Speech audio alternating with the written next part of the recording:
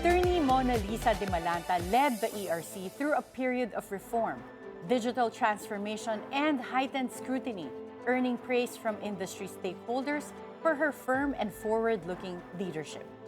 But just as the agency gained traction, she tendered an irrevocable resignation that caught many by surprise. So what is she walking away from at the height of her momentum? With us this morning is the outgoing chairperson of the Energy Regulatory Commission, Attorney Monalisa Dimalanta. Good morning, Attorney Mona. Good morning, Attorney Karen. Thank you again for the invitation and to chat with you. Well, it's a pleasure to have you here, Chairperson Monalisa. So the question in everyone's mind is, why did you tender an irrevocable resignation as chairperson of the ERC? Okay. There were only two choices actually at that point, whether I tender an irrevocable resignation or a courtesy resignation. Those were the only options available to me at that point. Was this during the cabinet overhaul of President Bongbong Marcos? We were issued the same memo, I suppose, that everyone received for the courtesy resignation. I interpreted it as not being applicable to us because we, all members of the commission, the chair and the members of the commission as the head of the agency, as a collegial body, we all operate under a fixed term, under EPIRA. So that was my position. It doesn't apply to us. But then there were follow-ups also, and so at that point in time, we were followed up on it.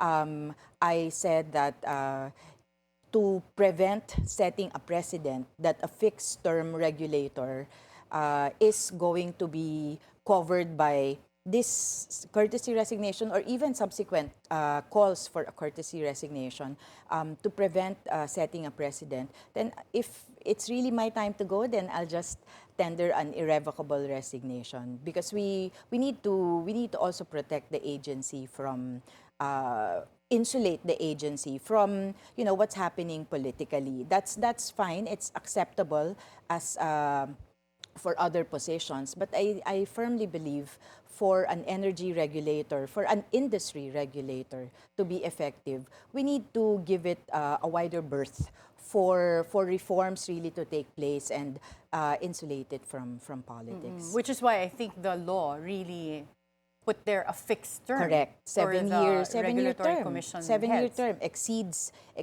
administrations because the view is always energy projects really go for the long term. It exceeds a singular term of political administration. But don't you think that to a certain extent you kind of weakened the independence of Energy Regulatory Commission as an institution by giving in to that call for resignations? Because as you said, you do have legal basis to say that you're not covered by that request for courtesy resignations. Yes. Well, I did consider all those things and I played out scenarios. That's always been my, in a way, my approach, my trick.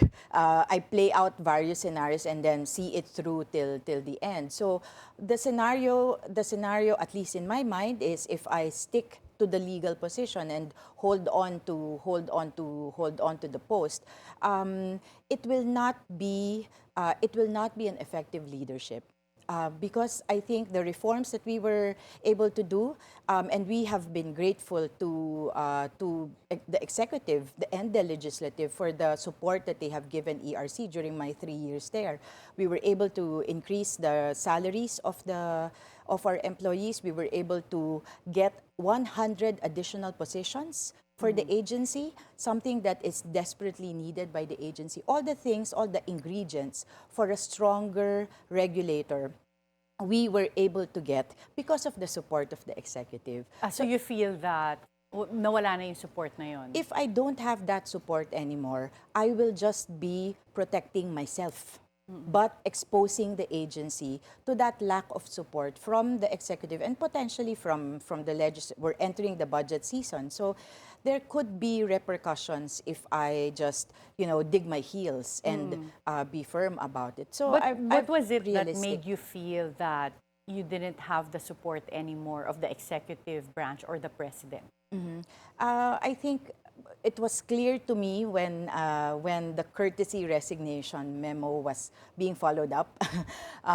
It was clear that the message sent, so to speak, and message received.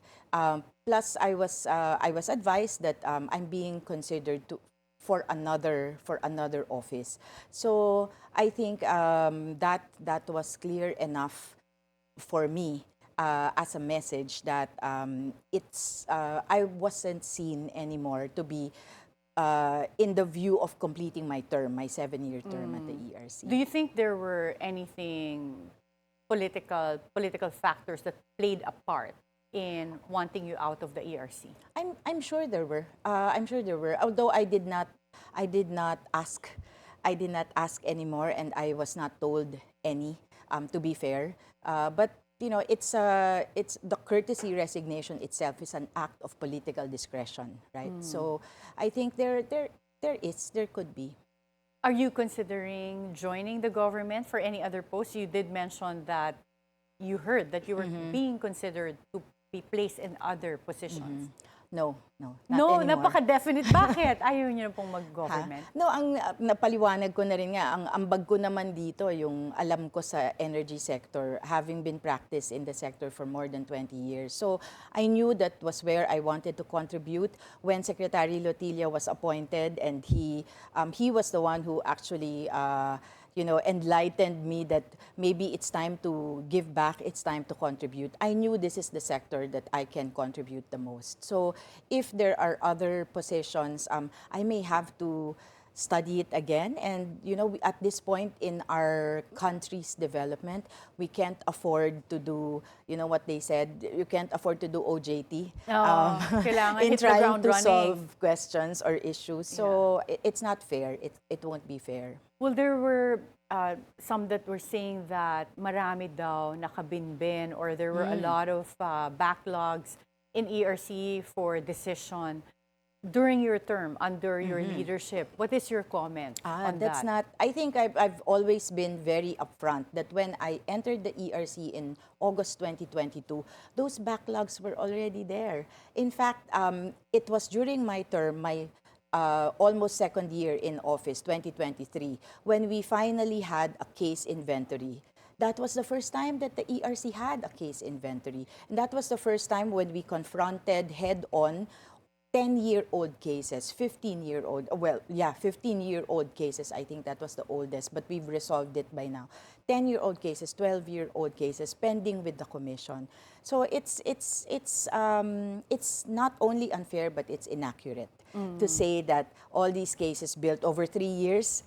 That's impossible. The ERC right now currently has around still more than 3,000 cases of Oh my backlog. gosh, napakadami. Opo, nabawasan na yun. Yeah. Pero imposible naman yung 3,000 na yun, nag-build up lang in 3 years. So even if, and we've posted it, we shared it with Congress. I've been very upfront about the challenges that we are facing in the ERC, or that we have been facing at the ERC. Based on what you experience, what do you think are necessary reforms to remove bottlenecks in the ERC? We're already implementing many of those reforms. As I mentioned earlier, with the support of the executive, we were able to get competitive salary packages, because one of the challenges also in the commission is that people leave. They get pirated by the private sector, or they move to other agencies, because the other agencies that are under salary standardization law, their salaries have improved over the years. ERC, because it's exempted, supposedly to make it more flexible in offering better packages, we're not able to get adjusted in terms of salary, of the compensation level. But we were able to get that in 2023. We were also able to get the additional plantilla. And ERC needs that. ERC needs more personnel, more skilled, capable personnel to do that. But more than that, I think it's really a shift in mindset, which I think that's why in a way, I feel bad that I'm leaving the agency midway because this is we just got to, the lingo that nandun pa lang tayo sa exciting part. Oh, that's why I mentioned in my introduction kanina, you were in your momentum and then biglang naputol. Paparating pa lang tayo sa exciting part. Andyan na yung tao, andyan na yung sweldo, andyan na yung systems in the agency. We finally have a unified database in the ERC. First time again to have a unified database because before there were the offices in ERC were operating in silos. That's why it was so difficult to get information even from another department. But now we have a unified agency. So everything is set for success in a way. So I think we're almost there. The one thing that I think the ERC still needs is the ERC strengthening law, or the amendment of EPIRA to strengthen the ERC, because we can't do this piecemeal as we have been doing over the last 3 years. We need a law that will become the basis for a full-blown reorganization of the agency. So you think, nakita niyo po yung mga weaknesses that now, but do you feel that it requires a law? Yes, to we were able to get the bill. Actually, there were bills already filed in the last Congress. In the House, it got to third reading. In the Senate, it was still at the committee level, Committee on Energy. I understand that they are refiled for this 20th Congress. And I sincerely pray, even if I'm no longer at ERC, I sincerely pray that it really gets passed, because it's necessary. It's so necessary, especially with the advancement in technology. Who among the senators is helping push for this bill? Senator Pia of the Committee on Energy was the one sitting in the deliberations last time. I'm not sure. I think Senator Pia is still the chair of the Committee on Energy, so I'm sure that she'll continue to push. Senator Gatchalian has his own version and has been very, very supportive of our efforts at the ERC. So, well, you mentioned momentum. And you sabi mo nga, it was just getting exciting. Yes. And that you've set up ERC for success based on the initiatives that you've started. What is your relationship with the incoming ERC chairperson, Attorney Francis Juan? And do you think he'll continue your initiatives? I hope so. I don't know. I've met incoming Chair Nino Juan. We've had a transition meeting already. We'll do an official turnover actually on Thursday, so that he assumes on Friday. We'll do an official turnover by Thursday, and we've had actually a very long conversation on the programs that require urgent attention. And I'm optimistic. I'm hopeful. I think we're aligned in terms of recognizing the need for reforms and the need to act swiftly on these things. So I'm pretty hopeful. And you're both UP lawyers as Yes. well, no? Are you optimistic naman sa kakayahan niya po? Opo, kasi very familiar na siya. So I think definitely he will hit the ground running. So I'm very glad about that, because as I mentioned, hindi pwedeng itong industriya na to, hindi ka pwedeng OJT. Iikutan ka ng stakeholders pag Lalo na nakita pa naman nila. yung mga stakeholders, they're so I would say, well-oiled machines. Yes, Kasi very yes. well-funded at malalaki talaga sila. Oo. They're part of conglomerates. So you cannot be a neophyte in this field. And Chair Nino is quite familiar with the industry. He was a director of he was general counsel of the ERC before, and then executive director for a long time. And then even after that continued to practice in the sector. So he's very familiar. Well, for most Filipinos, ang concern talaga is the price of electricity. Based on what you've seen in your experience as ERC chairperson, kayo yung rate-setting body. Yes. And yung nakikita mong landscape in the coming years, may pag-asa bang bumaba ang presyo ng kuryente sa Pilipinas? Yes, definitely. In fact, we're already in that trajectory. Sana mapagtuloy-tuloy natin. Because this year, we've released our study on that. This year, actually the prices at the spot market at the WSM have been declining. Not only that, the prices actually paid by us as consumers have been declining in most regions, not all regions, but in most regions in the country, the price has really been declining. And this is owing to the increasing entry also of renewables because Nakakababa ba ng presyo ang Yes. renewables? Because of the feed-in tariff, my impression was, di ba, feed-in tariff guarantees them a certain rate, which is normally higher than Yes. coal. Ang impression sa akin is napapataas naman nila yung presyo. Oo, okay. so hindi ba May yun? ganung effect pag siguro na confined to a particular space or franchise area yung mataas na presyong ganon. But since it's spread throughout the country, nadi-disperse yung impact. So far, yung feed-in tariff, totoo naman, mas mahal siya on a per kilowatt-hour basis. But since one, it's spread out and wala kasi siyang fuel. So wala siyang nung unpredictability Yes, of not the like, fuel. yeah. Plus the import costs kasi hindi naman ini-import. So yun yung mitigating effect. Maybe we will need to discuss again when we talk about the impact of the green energy auction kasi ito yung siguro babantayan natin over the next few years kasi iba naman yung mekanismo ng feed-in tariff kasi maliliit lang yung mga planta eh. Pero itong green energy auction, especially the recent ones, malalaki yung mga so kailangan tingnan natin yung impact. But I think system-wide, it will balance out because the supply from the large hydros, for example, will also address system requirements. So I think overall bababa talaga yung rate.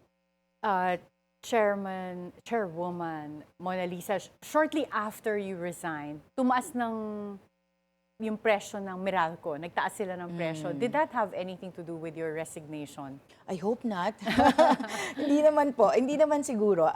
Inaral din ng office ko kasi may maraming sumusulat sa aming consumers na sabi nga nila, bakit sa ibang area, sa ibang regions pababa, bakit yung sa Meralco pataas? So we've been analyzing it, studying it, and mostly it's because of the impact of the natural gas plants. Because again, not gas plants import their fuel. We have supply from Malampaya, pero kulang pa. That's why DOE has really been pushing for the expansion of Malampaya. But now that we're heavily dependent on LNG, so every movement in global prices of petroleum would affect the price. So doon nanggagaling yung sipa ng presyo sa Meralco supply. Well, President Bongbong Marcos mentioned in his fourth State of the Nation address about power issues in Siquijor.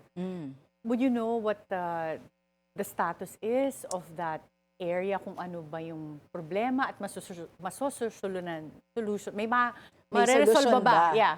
May solusyon, definitely. But currently I think a few months ago na-resolve kasi gumana yung mga makina. Pero I think 2 weeks ago, 3 weeks ago, nasira na naman yung mga makina nila. Bakit ganun? So, may issue ba with supplier? with the equipment, Okay. with the equipment talaga. At least from what we've seen, but the ERC has formally commenced an investigation on it. We had conducted one public hearing on it, but now parang we have enough data eh. So fino-formalize na lang yung recommendation to the commission. Hindi ko naabutan because last week ko na to. But I'm pretty sure in the next few weeks, the commission will issue its findings. And one of the key findings, this is public anyway, so I'm not preempting anything. Even DOE had observed this, that the equipment, the gensets there have been unreliable. From the start? From the, well, not really from the start, over the last few years. Based on the technical investigation? Yes, because I think it really requires a lot of maintenance and maybe even replacement to a certain extent. So that will need to come from the supplier because there's a contract here between the electric cooperative, Proshelco, and the supplier. So for the supplier to still deliver on its obligations under their contract, there may need to be some additional investment required from the supplier. Was there any indication of negligence on the part of the supplier kaya naging ganun yung machines? That one will have to wait for the formal results of the investigation. And what would be the potential implications or consequences kung malaman na meron talagang problema yung machines?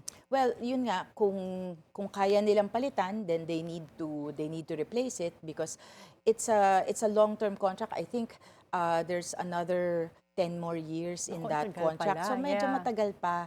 So hindi naman pwedeng palya ng palya yung makina nila, 'di ba? So they'll have to replace it. If they cannot, then they can just either mutually agree to terminate the contract or Procelco, the electric cooperative, can exercise their remedies under their contract. What would you say is your biggest legacy for the ERC? Biggest, just one.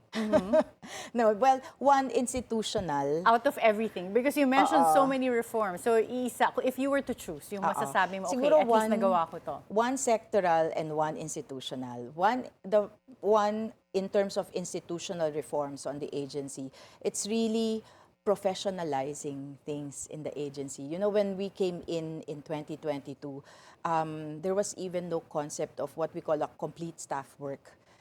In government, I think you would they know, use right? that for the presidential management staff. Yes. I served under the PMS before, and it was something that is used. Correct. For The CSW framework, complete staff work, so that you make sure that you do your due diligence before you submit anything for approval, for signature.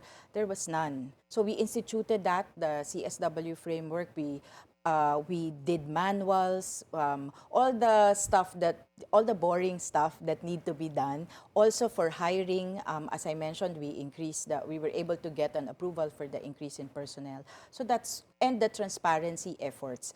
You know, ERC has been around since 2002. Last week, in July, before the retirement of the two commissioners, we held the first ever open commission meeting. Live streamed the commission deliberations for the public to witness.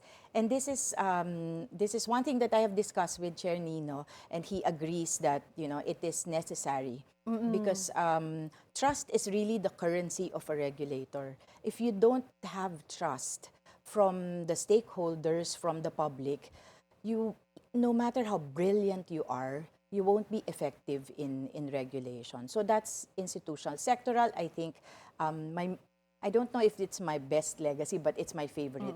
The institution of the retail aggregation program, where even households now can band together and contract directly for supply. So incoming Chairman Nino mentioned that. So I think that's something that he will also push for. Yes. Lastly, because we're running out of time, in a few words, what is one thing that you wish you were able to do sa ERC na hindi mo pa nagawa? Oh, if it's just one thing, because we completed the reset of NGCP, the rate reset of NGCP after 15 years, first time that NGCP's rates were reset. What I hoped to have done, and that was what we have for the remainder of the year, is to do the reset for the distribution utilities. Katulad ng Meralco, yan yung mga distribution utilities. Yes. Okay, and saan po kayo pupunta ngayon, Chairman Monalisa? After this, where do you plan to work? You said no na to government. Apo. Pagkatapos nito, matutulog muna ako kasi pwede nang matulog. Grabe, wala pala kayong tulog dati. Work ng work. Rest muna po. Rest muna, and then I'll explore my options. Okay. Thank you so much. Thank you. Chairwoman, Attorney Monalisa Dimalanta. Thank you for your time. Thank you, Karen. Thank you, everyone.